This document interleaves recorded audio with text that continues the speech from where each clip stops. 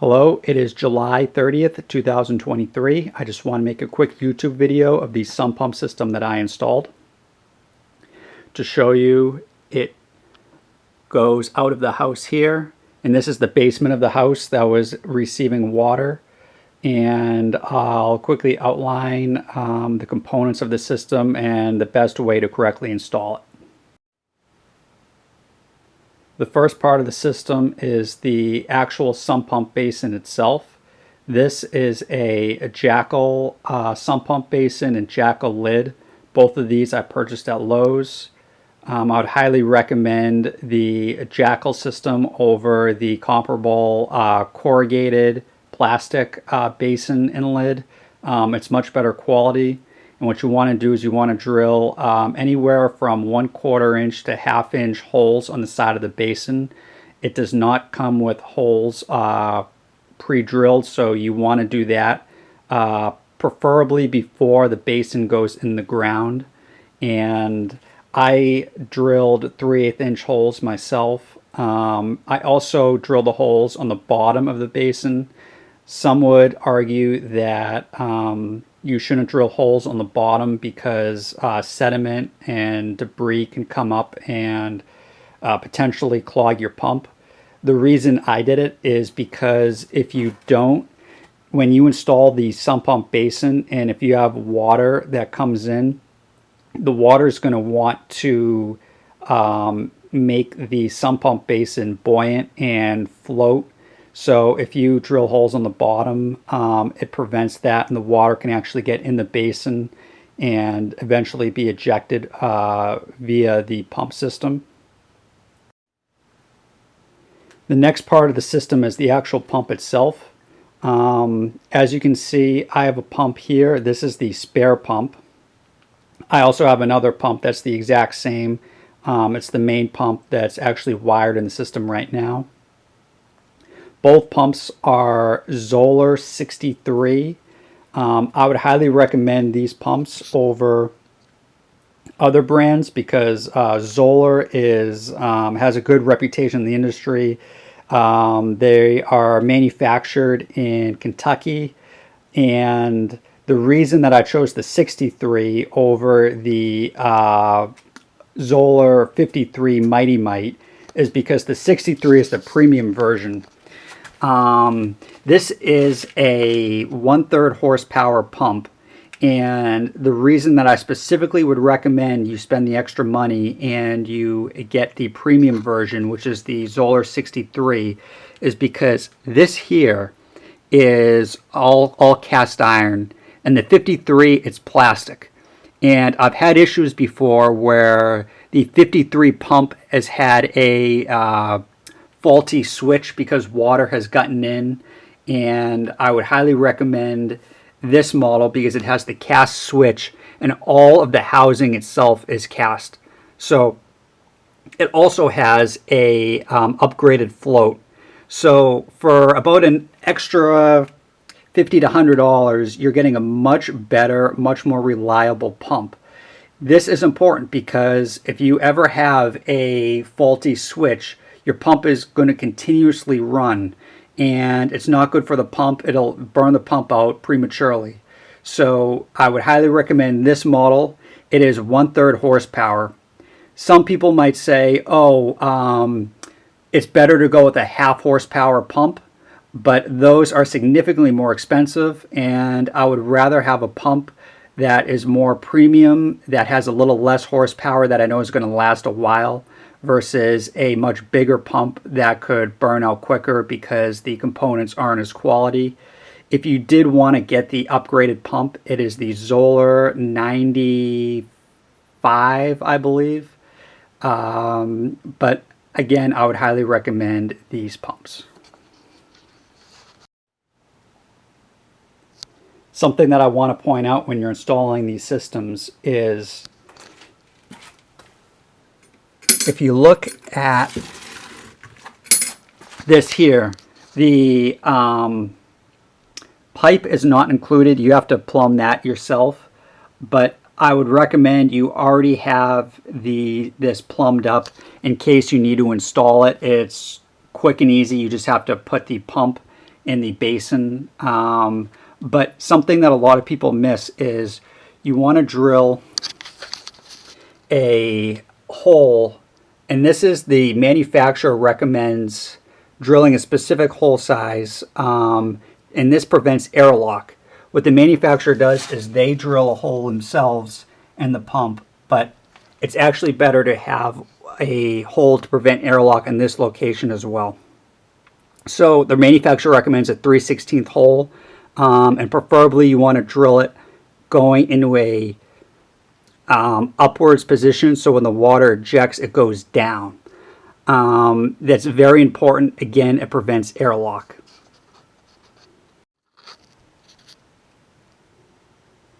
Another reason I'd recommend the Zoller 63 is it has this illuminated plug. This is a neat feature. I don't believe the 53 model has this. I could be mistaken, but it's nice in case if the lights are out and you need to see if the pump is on or not. It'll show you if there's electricity going to the pump. Another feature I wanted to show you is I installed a pump spy check valve. This prevents any of the water that's above the pipe from falling back down into the basin, and this saves considerably wear and tear on the pump. The pump has to work not quite as hard. So this, I would highly recommend this model here. Again, it's called the Pump Spy. And some other features that I wanted to point out is I put hook and loop strap about every 12 inches, and this secures the cord so it's not flapping around. And the cord again goes to the outlet that's illuminated. This outlet is on my generator sub panel, so if I were to ever lose power, I could start my generator and it would power this pump. The next thing I want to show is how the plumbing is done. This is a quick overview of how I did my plumbing, and I feel it's the best way to do this, and I'll give you just the reasons why I did it. The first thing I did was I screwed a board to the wall, and I found where the best spot that I wanted the water to be ejected to. So in my opinion, the best way to do it is to go through the middle of your joist. So here you can see it's the middle of the joist, it's going to the outside. You want to drill an 1.5 inch hole because this piping is 1.5 inches. The reason it's 1.5 inches is because the pump itself, the first thing you have to plumb is a threaded adapter, and that threaded adapter is meant for 1.5 inch pipe. So I think the best way to do this is to run 245s to your exterior wall. And the reason why it's 245s instead of a single 90 is because you want to reduce the amount of hard turns. And this will prevent banging on the pipe, and it'll also be less wear and tear in your pump. So I ran 245s, and then I clamped the pipe to the board that I installed on the wall. Next, I ran a long sweep Fernco on the top. And the reason this is a Fernco fitting is because if I ever needed to access the piping on the inside of the house, I could just unscrew that fitting. And it's really important that instead of a regular 90, you choose a long sweep 90, if possible, if you have access to it. Again, this makes for a smoother water flow. It's going to prevent banging on the pipe. Also, I spray foamed the hole where it's going to the outside.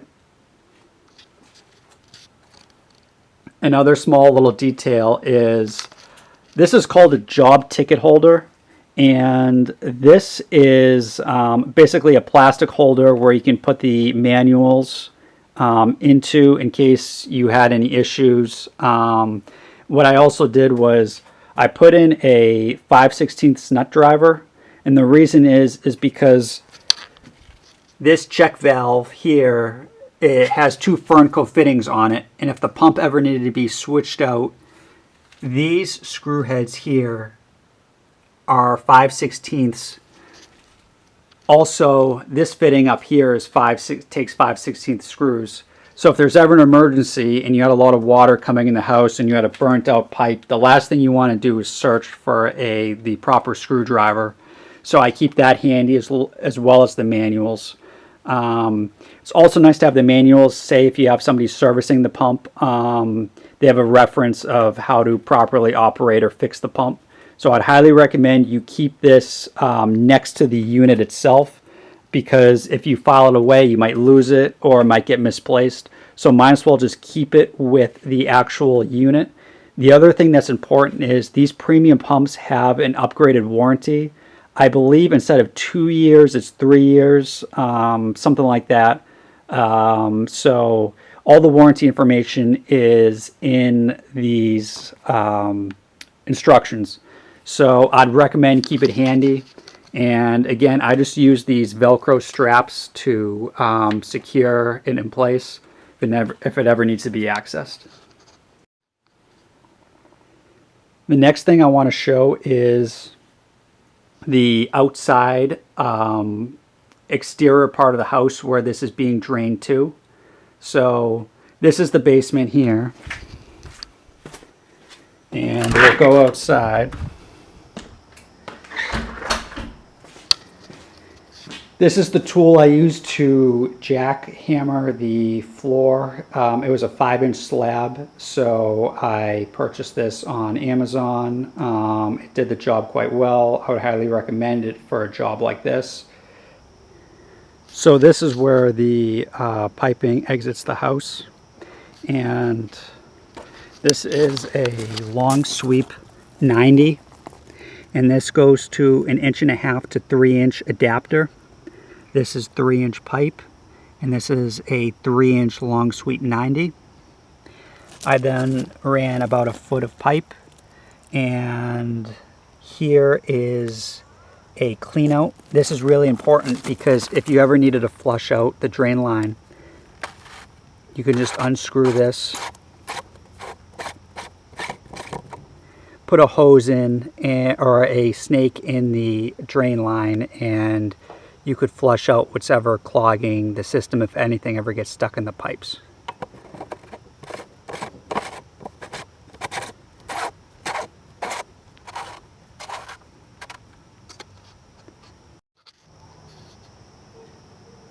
And one of the reasons that I chose this location to exit the house is because it is also located next to this hose bib here. So if I ever did need to use the clean out to flush out the system, I'd have quick access to water. This is the drain line itself. It's about 70 feet, and it goes to the lowest part of the property.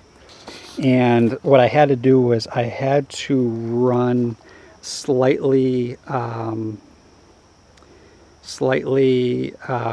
crooked for this pipe.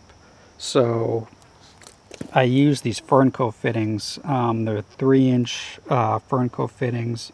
Each one is about $8 a piece, so they do get a little pricey, and I use 12 of them total.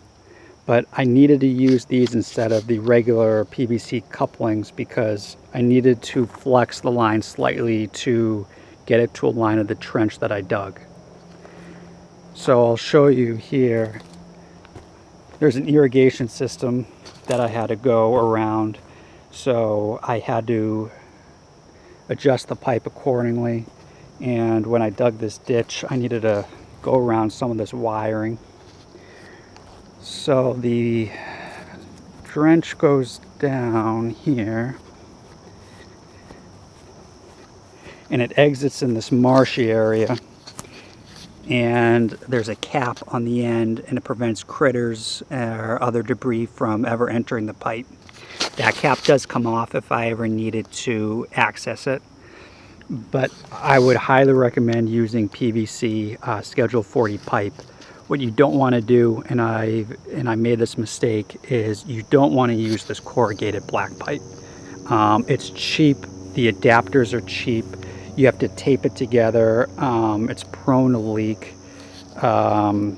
Just again, would not recommend it. I made the mistake of initially using this, and it was a bad idea. I decided to spend a little bit more money and do the Schedule 40 PVC, which I'm very happy with.